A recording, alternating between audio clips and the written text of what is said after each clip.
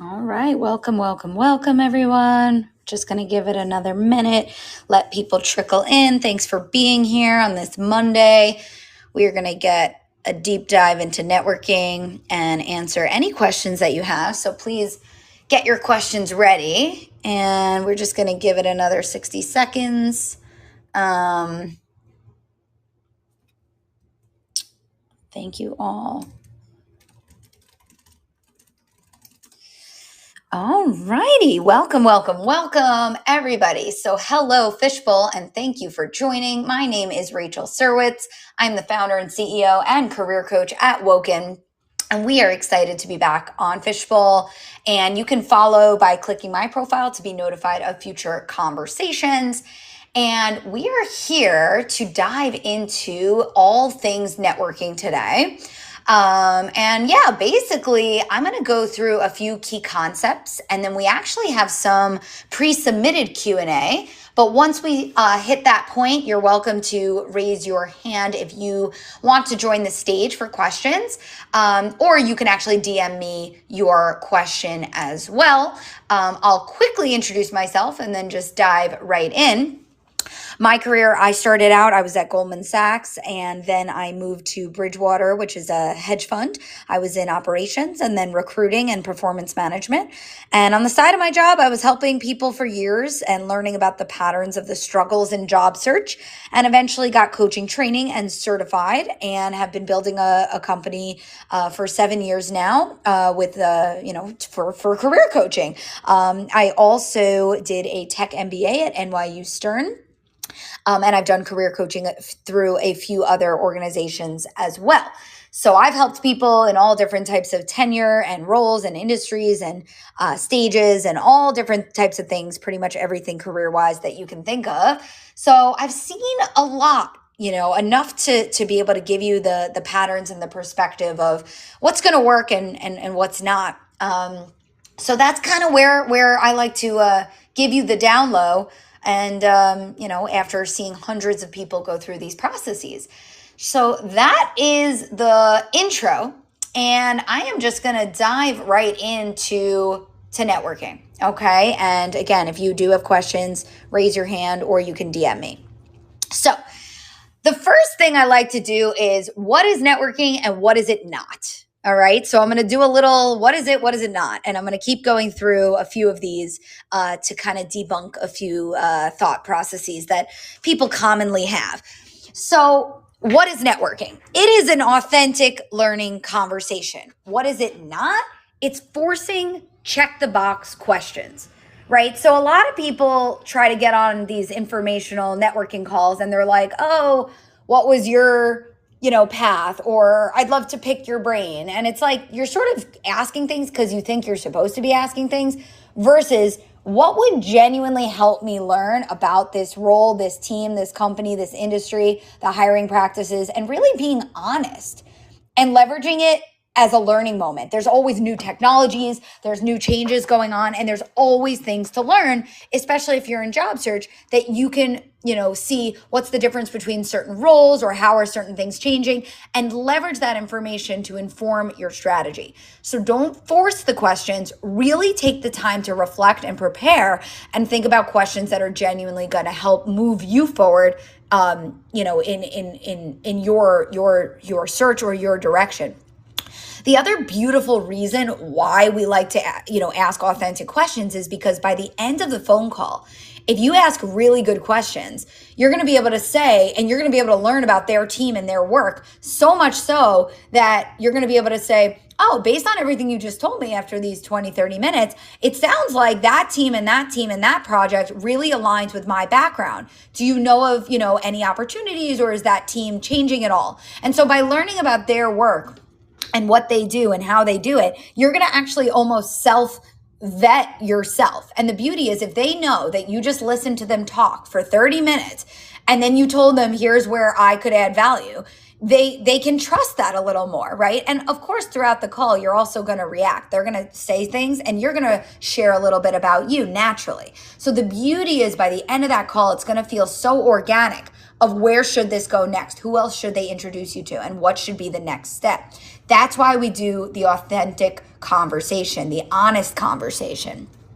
Now, if you're debating roles and you're not sure what role you want to pursue, that's another really amazing way to use the time. And again, it's okay to be honest and tell them what you know and what you don't know, and ask really concrete questions to learn very, very, very deeply, especially if you're considering a role that you haven't pursued before. So I can't say enough, my number one rule of thumb, use these phone calls to be honest. We're going to get into how to even get these calls in the first place, but I start with that just because a lot of people sort of hop on and use the time and don't know what to do once they get the call. So I define networking as a one-on-one 20 to 30 minute meeting, like a phone call or a video call. People sometimes will tell me they're networking, but they're actually just DMing people or emailing people or showing up to events. So my truest, highest definition is a one-on-one 20 to 30 minute phone or video call. Okay, so that's one thing I'm just going to clear up. Again, we talked about asking to pick someone's brain. I hate that phrase, right? It's sort of I don't want to say a cop-out, but it kind of is. And so it's really not about asking to pick someone's brain. What it is about is mentioning specific agenda items. So in your outreach message, you can actually say to them, oh, I'd love to learn from you about, how the day-to-day of this role, how people typically break in, where people take this role in the future, and, certifications that would be valuable. And I'm just making that up. But don't just say, oh, I'd love to pick your brain. Really tell them a few key areas that you'd love to learn about, right? That's the key way to show them you're going to use their time wisely and that you really know why you're reaching out. Now, a lot of people, think that, cold outreach is all you can do is thinking about, strangers that you don't already know. We want to make sure you're thinking about warm connections, introductions, thinking about your network, your personal network, who do they know, your alumni networks, past colleagues. It may not be obvious, but your personal network, we got to see who they're connected to. So don't be assuming that you know who they know, right? So don't assume that networking is just cold outreach. If you're just emailing recruiters and hiring managers that you've never met before, that's just one bucket. And you could do that. But there's also, think about anyone you've ever met. It could be somebody in your book club, somebody in your softball club, somebody you met at the gym, somebody you met. It literally could be anywhere. A neighbor. I once had a chiropractor introduce me to one of her clients who worked at one of the financial services, major firms, and I ended up interviewing there. That's random. I don't mean that you have to talk about this every Friday night at a party, but when you're going about your life and when you're thinking about who to connect with, be open to it when you're just going about things in your everyday life, or when you're doing outreach, don't exclude your personal connections, right? And think about alumni, think about groups and memberships and associations you've been a part of, or joining new groups to extend that network, right? There's so many communities out there. I feel like today, every company is like a community. It's just think about communities that relate to target roles, target industries, or just demographically, like locally where you live or how you identify as a person or anything like that. There's so many different ways to find groups that you could align with. So that's how we think about warm versus cold. The other thing I would think about is a mutually beneficial conversation versus one-sided support. A lot of people think, I don't like to ask for help and it's really just them helping me. I would think about how you can also add value. You're still giving them your knowledge, your perspective, your experiences from other firms, other spots in the industry, and you can open up your network to them. You might even be willing to provide a little pro bono help for a certain period of time, or even a small sort of apprenticeship or fellowship or internship or something like that. It really depends, and everybody's different. You might even start to offer hourly work. It could be paid. It doesn't have to be pro bono, but there's a lot of mutually beneficial ways. It was so interesting. I saw a LinkedIn post the other day, and it was someone in my network, and his skill set, he had written for, film and TV shows, but he wrote a LinkedIn post highlighting his transferable skills around creative copywriting. And he said, I'd be happy to help in any way that I can if you're in a startup or you're in need of this. So it might seem so obvious, but like a LinkedIn post that offers how you can help others, right? That's interesting. Or if you're networking and you just want to offer your help, there's a lot more that you can do to offer than you may think. So it's not one-sided. It can totally be mutually beneficial. And most people know that in their future, they're going to need you eventually. So you might need them right now, but you're building relationships, okay? We talked about reflecting and preparing before the call. If you do have a networking call, don't just jump on the call with no preparation. You want to impress them. You don't have to think of it like an interview, but think of it like a professional meeting with, somebody who's in your professional network. If you do 20 minutes of prep, it is going to go such a long way to really impress them. They want to be willing to refer you in the future to other connections that they have. So how you run that call, how you show up with an agenda, how you email somebody, the communication that you have, how you handle and use their time, all of that is going to make the call go super, super, super well. I would also think about the wrap up and the goal and the intention of the call, right? So you don't want to just be checking the box of like, oh, I'm having this call and then I'm hanging up. At the end of the call, it's okay to say what you're looking for or what types of introductions you want. But you leverage 95% of the call is learning. And then at the end, it's okay to be direct. It's okay to make their asks. Sometimes I meet with people who they just sort of hang up and it's like, well, why aren't you getting what you want out of networking? Okay, did you make your ask? Right? So sometimes we feel like it's awkward or we're nervous. Practice out loud and figure out what you can say. I think it's okay to say, I'm actively exploring my next chapter based on everything you've just mentioned. It sounds like A, B, and C team are really fitting for me. Would you mind introducing me to them? I'd love to hear more about their work. Or it sounds like your team might be really fitting. Is there any opportunities on the horizon? You don't have to say, do you have a job? You can say the same thing in a little more professional way. I would also think about these things like a long-term relationship. You're not going to necessarily stay in touch with every single person, but you don't have to think of it like, oh, I'm just reaching out for one time. Think about people who have known you forever, who would be willing to support you, who would be willing to give you an introduction. Think about colleagues you worked with for several years. Think about people you already know or these new people that you're going to meet. You're going to build a relationship with them over the course of time. It's not just like a one and done. You're going to uncover aligned opportunities. We talked about not making it transactional. We're going to really see where this call leads organically. This is also an ongoing proactive activity. So if you're currently in a job, I would meet at least one new networking connection per month, right? You don't only want to do this during job search. Obviously, we've all feel that when you're in job search and you're like, I wish I had a network, right? So once you're in your next job, really think about doing it on a proactive basis. And we talked about leveraging your network. So don't assume you don't know anybody, okay? We really need to think outside the box. So that's my quick on what is networking, what is it not. Let's talk quickly about the different goals. Why might we network in the first place? Okay, we're going to, first of all, clarify the role and the industry that we even want. If you're debating, do I want a big or small company? If you're debating different industry sectors, if you're debating different roles, networking is the perfect way to get a deep understanding of what these roles are all about, right? You want to compare, you want to contrast, you want to prioritize, you want to understand so clearly what role is the best fit for you. That is what is going to make your resume shine, your LinkedIn shine, your interviews shine. It is going to make you the no-brainer hire. I think a lot of people think, oh, if I'm open to anything, it's going to open up my opportunities. I think it actually slows you down. It divides your time and it makes it unclear kind of where you're headed. So really understand what's a fit for you. Of course, networking is helpful for job search because you're going to learn of openings. There might be openings that are not posted online. You're going to learn of opportunities. Maybe the company would be willing to have an hourly part-time employee, right? Or a project-based person, a contract-based person. You might be able to create that proposal and create that contract, again, even if there wasn't a full-time job online.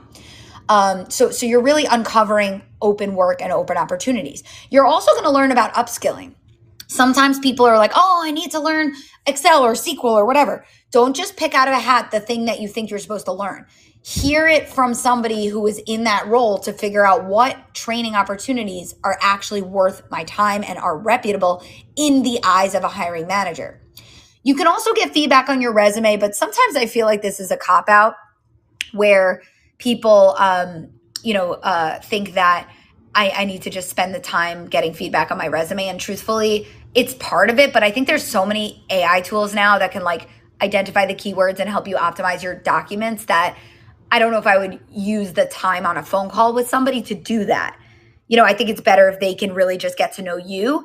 And by the way, the questions you ask on these phone calls can be impressive enough. If you're asking really strategic questions about the work, that's an amazing way to show that you know what you're talking about, right? It's beautiful. You're also going to build mentor relationships. You're going to get suggestions for resources, groups, communities, email newsletters, all these things that you should be paying attention to. And of course, you can share your support and your network with them. These are the very many goals of networking, and there's probably more. Okay. So who are the different types of people you can leverage? We talked a little bit about this, but I'm going to go a little deeper. So there's people you can ask for introductions, and then there's people that you just want to learn from directly. Who can you ask for introductions? Family and friends, acquaintances, past colleagues, social organizations. When I say that, I basically mean any group or any club or any membership you're ever been a part of. And then mutual connections. This is the beautiful thing. If you don't already know how to do it on LinkedIn, you search somebody and you're going to see, say you search, project manager. You're going to see, oh, maybe I don't know Jenny, but I know Melissa, and that Melissa is showing up as a mutual contact. So see, who do I know and who do they know? Then there's, okay, how can I find people who are just in the roles that I really want? Think about your alumni networks. So any university you've ever attended or any schooling you've ever attended, LinkedIn has that alumni network online. If you don't already know how to find it, I can follow up with you after. I know I can't share my screen right now, but on LinkedIn, you can actually navigate to your school's page. And then there's a little tab for alumni where you can find that. That's a warm connection. People are going to feel better when they see, oh, we went to the same school. Great. Now I want to, help you. And of course, there's cold outreach as well to people in your target roles, target industries, target companies, and even recruiters. Be open-minded, right? Be comfortable to share and to ask, even in social settings. And you can always just get somebody's business card and you can follow up later. I see a hand, so I'm going to take that question.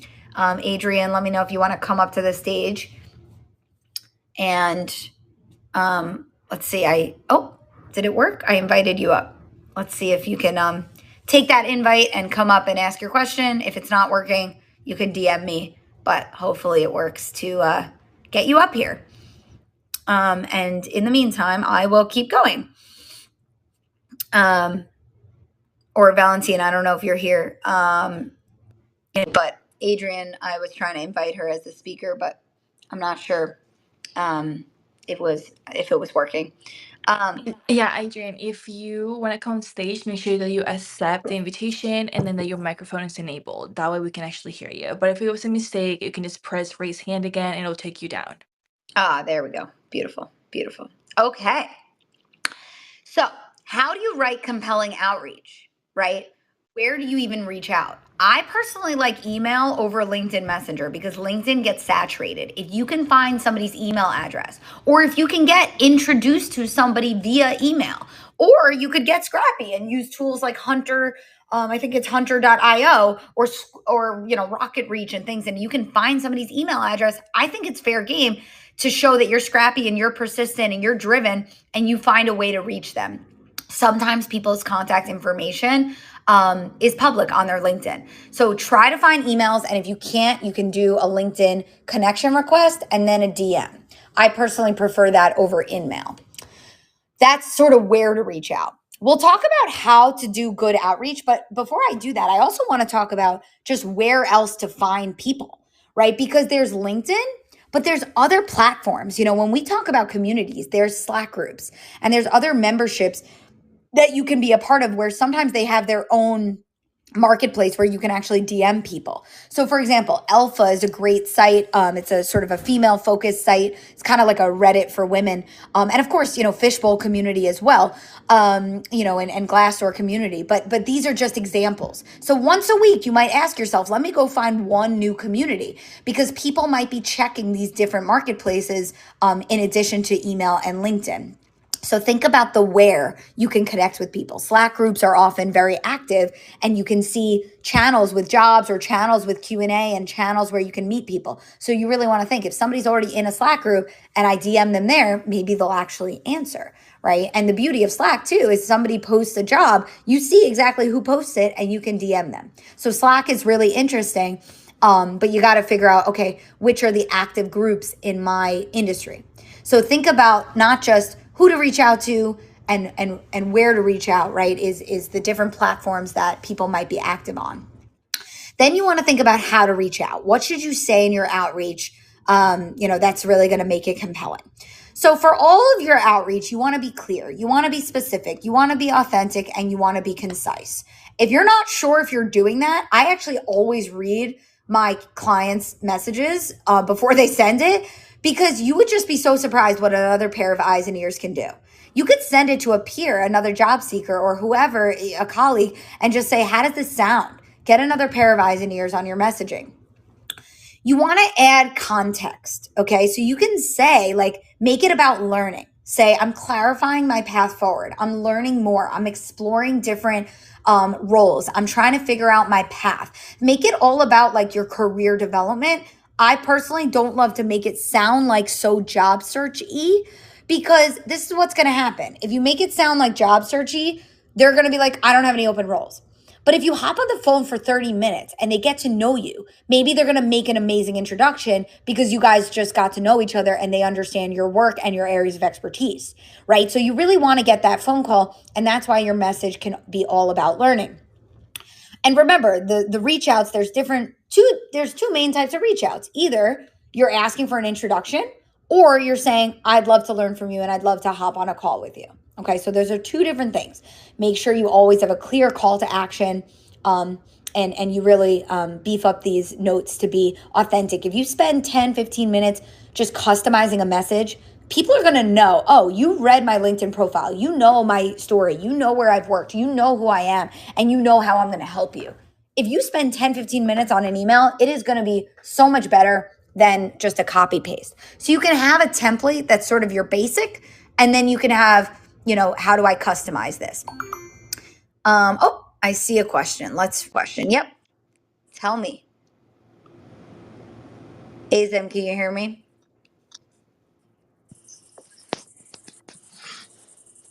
Hey, do you have a question? All right, Azim, we can't hear you. But you can DM me. All right. Might have been an accident. Okay. How do you run these calls really, really, really well? Okay, let's talk about it. So let them know you have an agenda. Sometimes people just hop on these calls and they just talk randomly about whatever they want. So let them know you are prepared. Let them know you have an agenda. But be in the moment. So as much as you have your prepared agenda, if they start saying something and you want to follow up and you want more details, you can dig deeper. You can follow up. You can think of new questions on the fly. So you're going to be in the moment, but you also have your agenda prepared. You also want to leverage their vantage point. You're not just sitting there to learn about their trajectory or their role. You're actually trying to learn about the different teams they work with, the different departments. Maybe there's some external vendor or agency.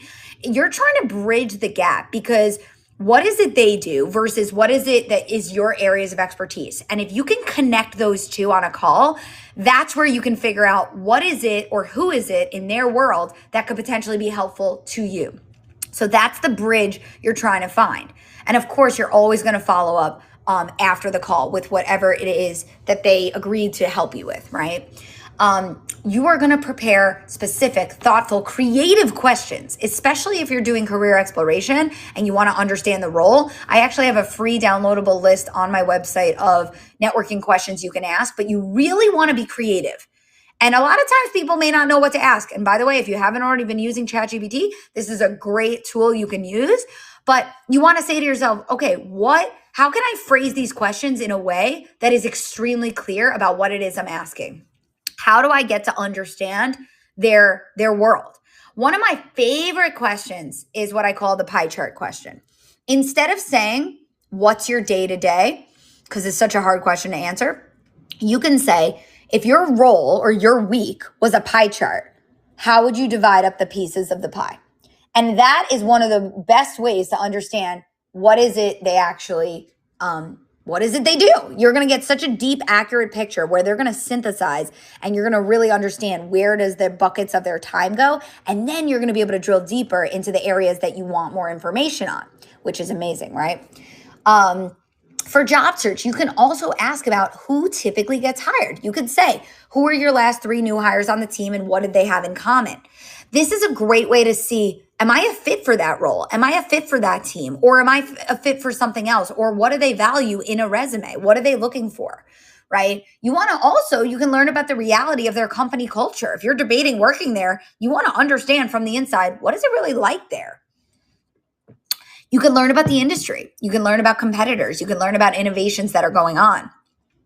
And of course, like we said, it's mostly learning. You're going to mention that you're exploring and then see where the opportunities lie. That's the end of the call, right? And ideally, your goal is every call leads to another call. That is the ideal. That is the goal, right?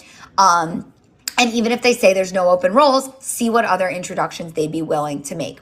Now, we talked about email outreach, by the way. We talked about how do you ask for introductions and how do you ask somebody for an informational chat. I would say the third type of email, it is okay in some instances to have an email that is deliberately meant for the recruiter or the hiring manager. In that case, if it's a cold outreach, you can outline your fit and you can tell them, I'm interested in this role. But there are other instances where you might just want to be more networking oriented to see if I can land a call with somebody and learn from them and see if they can sort of refer me.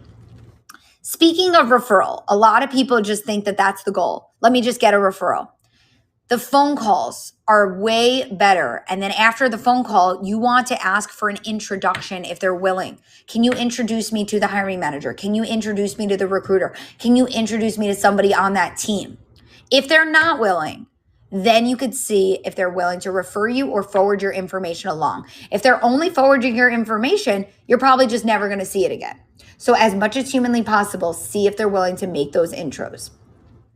Now, how would you prepare for these calls? Of course, reference your research. You might research the company. You might research their LinkedIn profile. Any previous reflections or previously listed questions that you already have a running list, that's great. You've got suggested networking questions. This can come from a resource like something like my resource or from ChatGPT. You can ask about their background, but I'd rather you ask about their role, their team, their department, their company, their industry, their recruiting process, and even training and skill development opportunities. Those are the types of things you want to ask about. But again, you can read through the company website and jot down questions that way. Draft a list of probably 10 to 15 questions in priority order and give yourself at least 20 minutes for call prep. I'll give you some example questions you can actually ask besides for the pie chart question. You can say something like, here's what I define this role as. How do you define the role? Especially if you're debating a new role, that's a great way to see, are we on the same page how we even think about this? And maybe you're thinking of it one way and other companies are thinking of it another way. There's sometimes very fine differences between role titles that sound very similar. So really make sure you're defining things and understanding things really clearly. If you have a concern or a hesitation about a path that you're pursuing, take any of those concerns and turn them into questions. You can even, if you're not sure of the role that's a fit for you, you could say something like, here's what I love doing. Which role, in your experience is most relevant to those types of tasks? That's a great way to figure out what role is a good fit for you. If you're debating a few roles or comparing a few roles, you can also say, I'm looking into role A, B, and C. How do you think of the differences between them? That's a really fun way to compare, like, how do you sort of interpret the nuances of how these roles are different. You can, of course, ask about the future paths where this role leads in the future, or where people typically take that path in the future, critical skills to break in, walking me through an example project, And anytime you're asking about company culture, don't just say, what's the culture? Think about specific things about a company culture that you want to know and really get super, super specific with the types of questions. And you could even say, tell me about a time when, instead of just, what's the culture? Because if you say, what's the culture, they're probably just going to give you some positive, fluffy, generic words. And of course, you can always think about asking for trends, patterns, similarities, or differences. You could say, how does this role differ across different size organizations, right? Or what are the similarities and differences across different industries with this role? So these are just some food for thought questions, but you really want to ask yourself, what would be helpful for me to know? Every week, if you're in job search, think about these calls and think about what you learned and think about how it informs your strategy, right? So what was interesting to you? What wasn't interesting to you? What went well? What didn't go well? Where are your options for roles and industries? And how can you improve for next week? These learnings are going to inform your strategy, right? If you're thinking about, oh, I'm getting stuck and I'm not even landing calls in the first place, you want to think about it like a funnel. So where are you reaching out? Or what is the seniority of people? Are they too senior? Or am I just doing LinkedIn, DMing versus emailing? Or am I doing all cold connections instead of warm connections? Right. So, and also what's the language and the phrasing of my outreach? So those 4 reasons are kind of how you can think about whether, okay, if I'm not getting responses, what are the factors that can sort of increase my response rate? Those are the 4 reasons. So where you're reaching out, the phrasing and the language, the seniority of the people, and whether it's warm or cold connections. The other way to think about your success in the outreach process is think about it like a funnel. If you're doing a lot of outreach, right, but you're not getting responses, it might be one of those reasons that we just talked about. If you're having phone calls but no interviews, okay, are you making your ask really clear? So think about the top of funnel, right? Are we doing outreach but not landing calls? Or are we landing calls but no interviews? And if you see a pattern in where you're getting stuck, that's really going to help you figure out, what do I need to adjust in my approach? Okay. So your overall process, what are you going to do in a given week? You're going to pick your focus. Who do you want to reach out to? Do you want to reach out to people at companies where you've applied to jobs? Or you could reach out to people at target organizations. Even if the role doesn't look open online, it is still a good idea to do that. Or you could just think about, who are people in my network generally that are in target roles and industries? Don't just think about, oh, there's a company I applied to, let me go network. Because the odds that you know somebody that way could be kind of low. So you also just want to ask yourself, who are people generally in roles, in teams, in companies that are fitting for me? So you want to figure out, what's my approach? Then you want to get really specific. Who are the actual names of the people that fall into those buckets? Then you're going to draft those emails. You're going to find those contact information, prepare, have these calls, and reflect. That's kind of your week over week process. Does this all make sense? I hope so. If you have questions, please let me know. I'm going to move to some of those pre-submitted Q&A, but if you have questions from the audience, please raise your hand. And I will also check the DMs to make sure I can, make sure I'm checking to see if anybody messages us. Okay. So I have a question here that says, what's the best way to answer in a networking chat? What are you up to these days if you're unemployed and looking for a job without saying you're unemployed? Do you say that you're volunteering and looking for new opportunities, or are there better ways to answer this question? I used to say I'm laid off or I'm unemployed, and the mood changes for the rest of the combo. That's a super interesting question. So I would talk about, if you can and you're unemployed, I would try to have a project going on at any given time. And that way you can answer that question. You could talk about the work you're doing. So say it's a self-driven project, or even a pro bono project, or even like you're taking a course or a certification. You could talk about what you're doing currently. Then you could allude to a little bit of what you've done in your past. And you could also allude to what you're looking for in the future. So I like to end off with that positive note of where you're headed and what work you're excited to do next.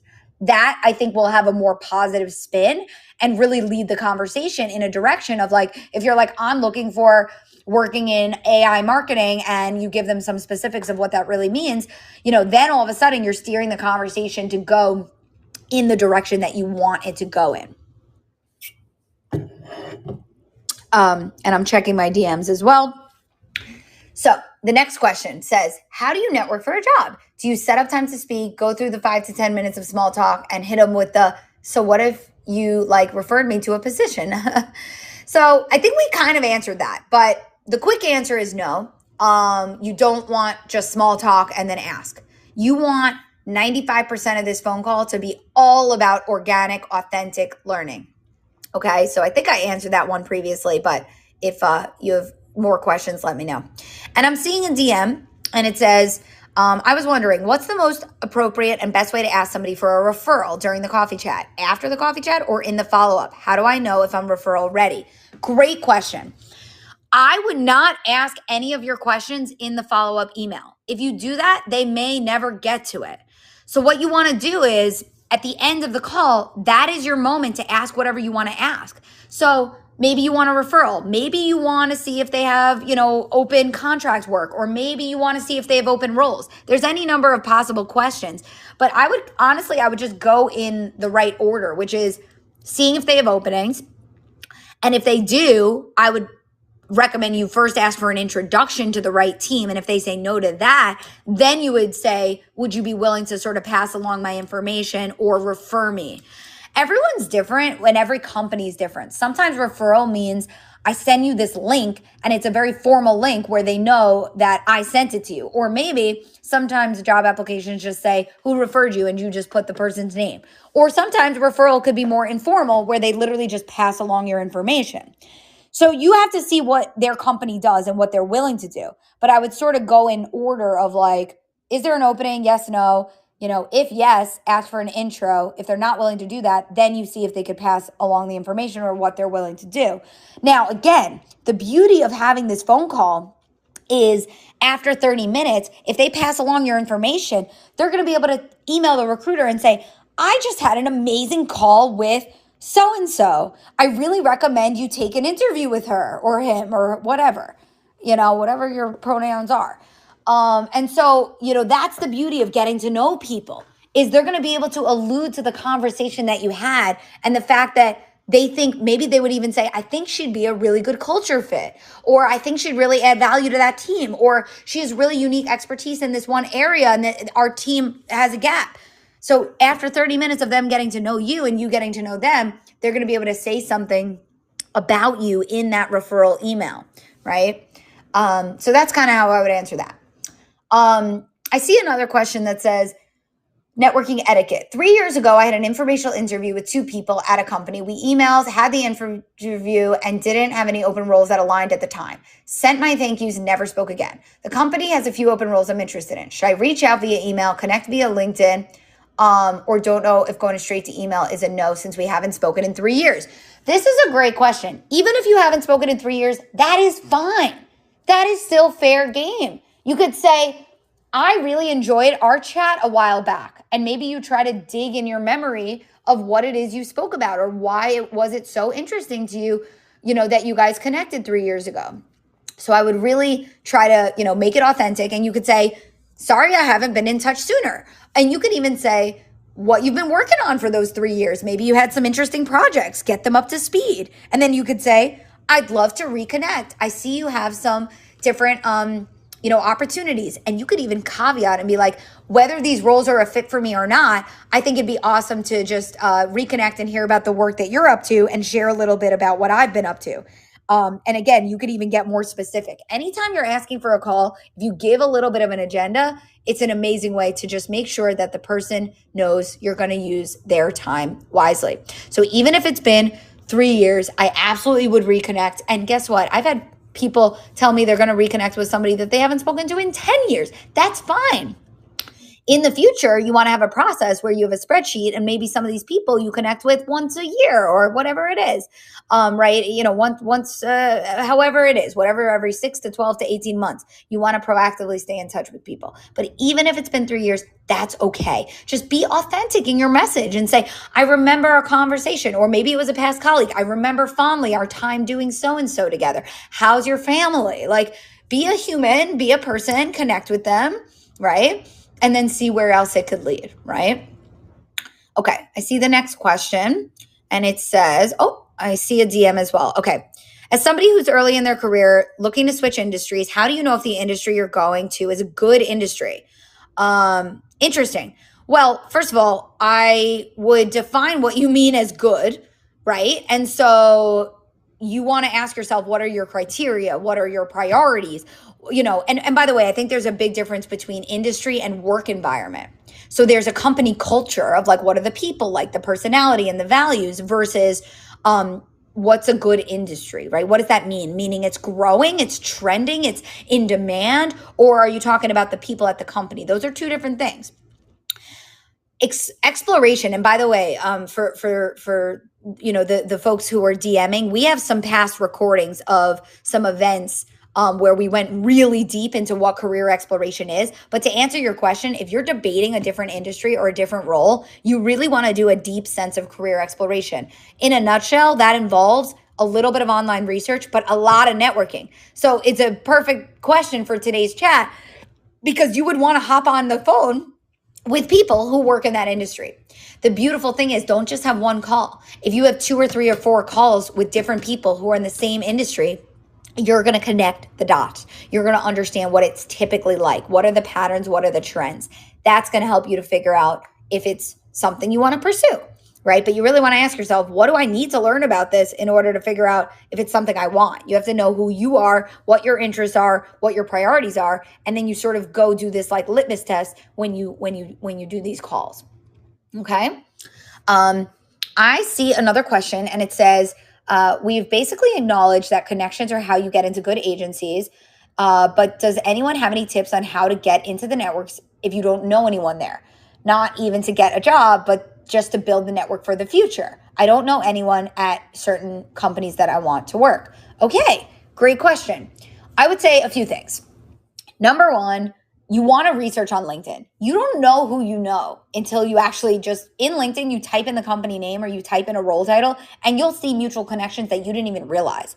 And in addition, you check alumni networks, you check all the warm connections, and then you could always resort to a little cold outreach, or you can actually say to your network, you say to family and friends and say, I'm looking for introductions to people who work at this company. Do you happen to know anybody? And a lot of times some people will say, check my LinkedIn and see who you see on there and see who I'm connected to. And I'll be happy to connect you. The other way to think about it is honestly just joining events and groups in general. So, you want to think about, okay, am I in the marketing field? Let me make sure I'm going to at least one networking event for marketing professionals, every few weeks or every few months. If you're in job search, you might be going to an event every week. But if you're just sort of being proactive, you want to just join the right groups, the right memberships, the right associations, and honestly, just showing up, you're going to naturally build your network that way. And then honestly, you can land these networking calls. Even if you're not in job search, say you meet at an event, then you follow up after the event and say, oh, I'd love to, learn more about your path. Do you have any time for 20 minutes this week to connect? And that's how you really get to know people. And then that will eventually lead you to being able to find the inroads to the companies that you really want to find. Okay. I do see a DM, and you can ask it here. So yeah, you can send me your questions just via DM. Awesome. So the next thing I see is somebody saying networking is useless. Okay, that's a hot take. Somebody who's been working full-time for 3 years noticed no one is interested in maintaining connection. The same problems of ghosting, ignoring, answering days or weeks later that exist in the dating world applies equally in networking. You fall out of touch with colleagues, recruiters, and friends from college. Relationship is a meaningless word these days. Well, I would say it's a little bleak of a take. I think there's some reality to what you're seeing there. Even if you fall out of touch with an ex-colleague or a recruiter or a friend from college, you absolutely can reconnect. I think there's a very big difference. If you're getting ghosted or ignored or answered weeks later, it's probably because it's a looser connection. It's a colder connection that you don't really know that person. But people in your world should be hopefully answering you. And I just wouldn't rely only on LinkedIn. I would text people or, email them or find whatever ways. If you DM them on Instagram, I mean, only if you're really close with somebody might you do those other things. But if you've known anybody at any point in your life, I think it's totally fair game to find a bridge and reconnect and be authentic in that reconnection. So I think there's a very big difference between the bleakness of I just don't hear back from a recruiter I've never met versus ex-colleagues and friends from college who are humans that are going to recognize my name, that would be interested to reconnect. Maybe we could work together. Maybe we could rebuild our relationship and just get to know each other, even if it's been a few years, right? So it might seem bleak, but again, there's a big difference between all the humans you've ever met in your life versus people you've never met in your life. So really separate those two things. Okay. So I see a DM that says, what to do after the first call? That's a great question. So you always want to send your thank you note. You always want to reiterate whatever it is they offered. If they offered to refer you or forward something or introduce you to somebody, you want to follow up via email and actually just remind them so that they actually do that. If they don't do it, you can remind them once a week. Ask after 2 or 3 follow-ups. You kind of want to leave it at that. But hopefully after the first email, the thank you note, they'll do what they said they would do. After that, you want to stay in touch, right? So again, you want a really solid spreadsheet so that, once every 3, 4, 5 weeks, you can reconnect with the same people, but it really depends. They might have said to you, yeah, reconnect with me. We're going to open a role in October. Or they may say, we're on a hiring freeze. Don't reconnect for a year. Or they may say, I have this other introduction for you and I'm going to introduce you next week. They could say any number of things. And so you have to see where it goes and then ask yourself, how long do I think it makes sense? Maybe every 4 weeks, 6 weeks, or 8 weeks. 8 weeks is actually a good amount of time. You can say, I'd love to hear any updates you have at work or any new projects you're working on. I'd love to share some updates with you and things like that. Bare minimum, it could be once every 12 weeks. But usually people have updates by that point in time. And hopefully you even have some updates, because if you reconnect after 8 to 12 weeks, you might have learned new things. You might be looking into different roles. You might have worked on a different project. You might have an updated portfolio. You have different things you can share with them and really share those updates. Okay. So that's kind of how you would keep it going after the fact. I see another question and it says, what are some good questions to ask during the coffee chat? Personal questions that's appropriate to ask to help us feel connected. Yeah, I mean, look, if you're looking to do some small talk, you can always say, where are you from? That's a great icebreaker. And if you've ever been to that city or whatever, you could always chat about that. If it's a Monday, you could say, how was your weekend? I mean, you can always share some personal things about you, of where you live, or maybe you had some interesting thing happen over the weekend. It's always nice to connect on a personal level. But truly, I think after 1 or 2 of those types of questions, it's okay to jump into the, here's what I'd love for you to help me with. And they, again, are happy to use both of your time wisely and really not like jump to the chase. But I think 1 or 2 questions on a personal level is good. And then you can sort of jump into the rest, right? That's kind of how I would do it. I see a question that says, does in-person happy hour networking help with staffing or promotions? I've never gotten a role in networking alone. So I think there's a big difference. If you're talking about promotion, right, then I do think, let's call it, whether you go to a happy hour or you do a networking meeting even during the 9 to 5, you want to build relationships across the firm to make sure people advocate for you and sponsor you and vouch for you and help you get promoted. But there's a lot more we could talk about with how to get promoted. If you're talking about getting a new job, then yeah, I would say in person definitely doesn't hurt, but you could also join some virtual events. And a lot of this networking can be done on the phone or on the video. But if you're job searching, I would say at least once or twice a month, an in-person event absolutely would not hurt by any means.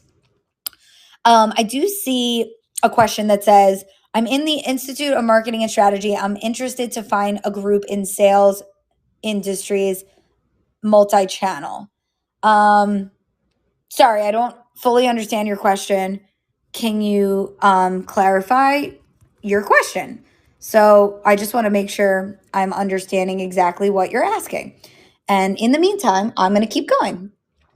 So this person says, let's see, we struggle to search for events in town or smaller cities. Okay, that makes sense. If your city doesn't have in-person events, you can do virtual. So you can Google okay, marketing events virtual, right? Or on LinkedIn, they have a filter for events. Or you can go to sites like Eventbrite or meetup.com or Luma. There's so many sites out there where there's just different virtual meetups that are often free, where you can meet people. And even at an event like this, you can connect with each other after the fact and see, oh, who can I introduce you to? Who can you introduce me to? So sometimes there's events just for job seekers.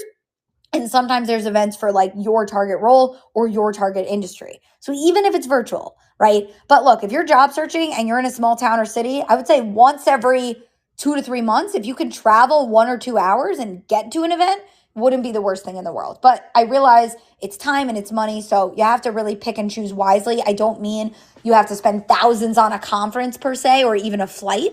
But if there's something doable, within an hour or two that you can drive to or something, it's not the worst idea. But again, it doesn't have to be every week doing that. Somebody has a question here that says, let's see, I am not getting any interviews. Oh, actually, you know what? I'm going to take some other questions that I don't think we covered as much. Taking interviews as a form of networking, yay or nay? So that's interesting. I'd personally rather be honest and not waste somebody's time. Because I think you can still network with the person, but if they reach out to you about an interview and you don't want that role, I honestly think it'd be better for you to be honest and say, I'm actually more interested in these other types of roles. If you ever hear of those, please let me know. And if you're open to setting up a chat to meet, I'd love to do that. But I just think it's not really worth your time. I think we used to be in the day and age where it would be like, just take any interview for practice. But I don't think that's the case anymore. I think you'd rather be honest, tell them what it is you are looking for, and see if they'd be willing to take a call. And I think they're going to respect you more for it. If you take an interview and then everybody realizes it's not right for you, they risk sort of thinking, oh, why did you waste our time? I see somebody who mentioned, how do I manage networking while being burnt out from networking?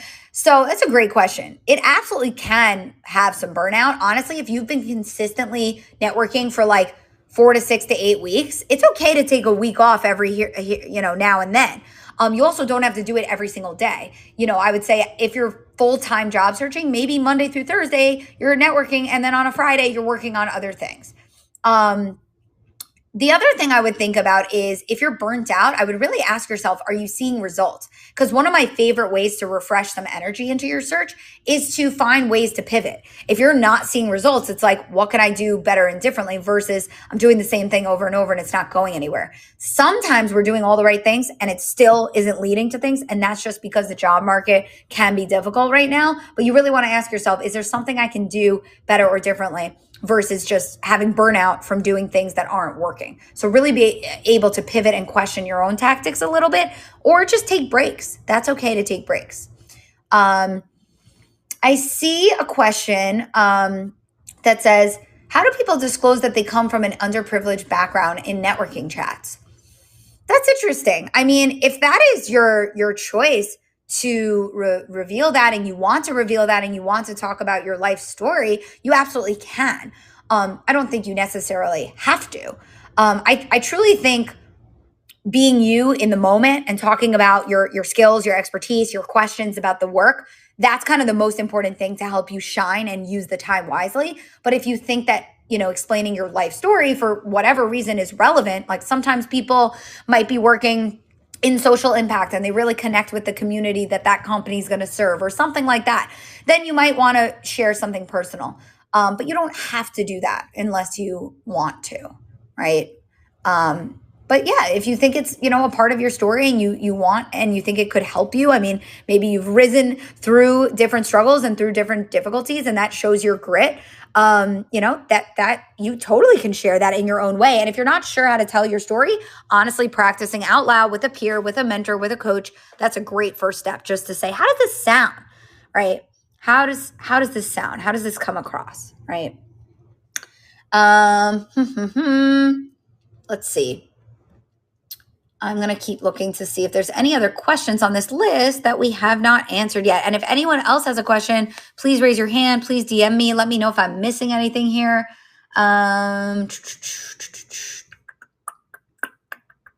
Yeah, I do see some people asking about, like, I'm networking, I'm doing all the right things, but I'm not getting anywhere in my job search. The job market is difficult right now. I would say considering either part-time contract work, hourly work, and getting entrepreneurial and scrappy. If you talk to somebody with networking and their team needs help, but they don't have budget for a full-time role, can you start to put together a proposal for what it could look like for you to support them 3 to 5 hours a week or 5 to 10 hours a week? Or maybe you ask, what is your budget? Things like that. So you might even create work or create a project that wasn't formally listed online. So getting really creative and not just sticking with those online job boards. You really want to be open-minded with all the different ways you can get involved in your job search, and not just those online apps. And with networking, there might be different asks or different opportunities of where it could lead beyond just the traditional, 9 to 5. That's kind of the questions that I have. But if anybody else has anything for me, please let me know. And please connect with me on LinkedIn. And you can always ask me follow-up questions. We're back on Fishbowl every few weeks. Our website is iamwoken.com. We always offer a free initial chat, 20 minutes if you want to chat about where you're at, what you've been doing, your challenges, your goals, your timeline, and we can give you some thoughts. And I hope this was helpful. I do see a question that says, other ways to look for the hidden job market. Yeah, the hidden job market literally means network. It means you have to kind of talk to people to understand where the openings that are not posted online. That, or in theory, like if you were to join Slack groups or even email newsletters, there's a lot of people on LinkedIn these days where they're even posting a lot of different roles. But again, that's not necessarily the hidden market. Hidden means it's not posted online. So you really have to think about what are a non-job board type of a place, whether it's I connect with a person or whether it's, looking at other platforms like Slack groups or other places where somebody might post a message, right? If somebody's posting, oh, I need help with this, right? If you're in Slack groups and there's a channel all about freelance work and somebody's like, oh, do you know anyone who does this? And then you're in that Slack group and you're like, yeah, I can help you with that, right? So that's a different community versus just relying on the LinkedIn job board or the Indeed job board or whatever, right? And so you want to think about the where and just joining different types of spaces and places where you can identify more opportunities and really hear from other people when they're posting for help and asking for help. And then, of course, the networking is another great way to find those hidden opportunities. Cool. I think we've got 2 minutes, but I'll give you guys 2 minutes back. If anyone else has questions, please reach out. Please connect with me on LinkedIn. We'll be back in a few weeks, and I hope this was helpful.